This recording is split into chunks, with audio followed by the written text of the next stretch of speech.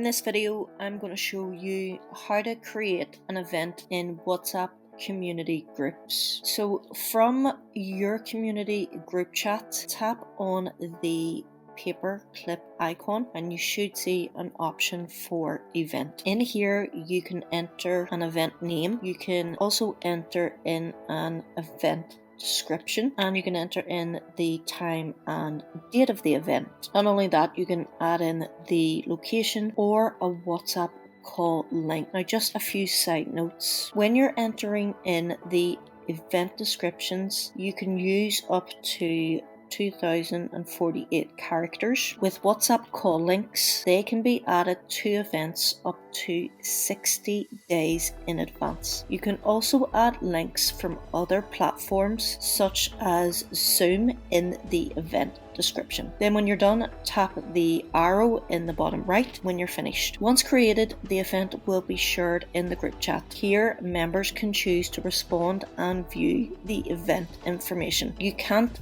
invite people who aren't in the group to the event. You also can't forward an event to someone else, and that is it.